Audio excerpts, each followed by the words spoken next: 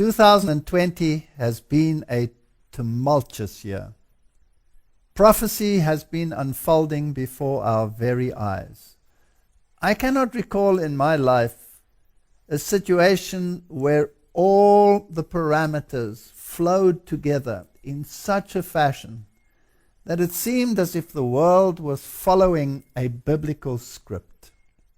For the first time in my life, we have a universal situation where every single country in the world is subject to the same situation. We have seen the introduction of lockdowns. We have seen the introductions of rules and regulations. We have seen the introduction of mechanisms to control buying and selling. And prophecy is just jumping out of the pages into our face. Matthew 24 is being followed to the letter. And if we look at this year, we can see two aspects. We can see the health aspect becoming very prominent, and on the other side, we can see the environmental issue becoming very prominent. And through the papal encyclicals such as Laudato Si, these have been linked together so that they become a unit. It is astounding to me that the Bible has a final message for humanity, which is called the three angels' messages. And the message and warning against the mark of the beast is linked together with a health message. And therefore the other side of the issue is also linked to a health message. So we have two messages going into the world.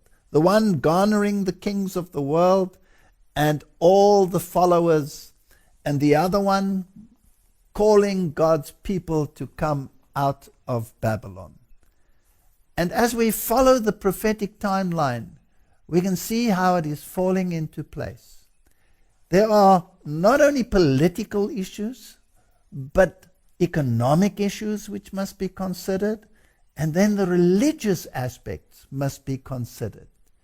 We know that the mark of the beast entails worship, so it is a religious issue.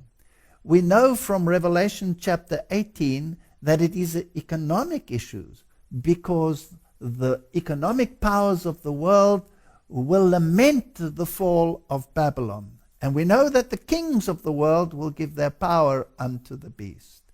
So if we look at the events of 2020, we can see the religious leaders of the world, we can see the political leaders of the world, and we can see the medical leaders of the world joining up with the ideologies that emanate from Rome. Those two prominent encyclicals, one on the environment and one on fraternity, are setting the pace for what is about to transpire on our planet. And now, just before the close of this year, the economic powers which represent the vast wealth of the nations came together with the papacy in solidarity with this fraternity issue. There are talks about Sunday becoming a day of rest for the sake of the environment. We are on the very verge of the fulfillment of prophecy. And then the mechanisms are being put into place using the health issue to implement the buying and selling. If you do not go in accordance with what their wishes are, you will not be able to be economically active.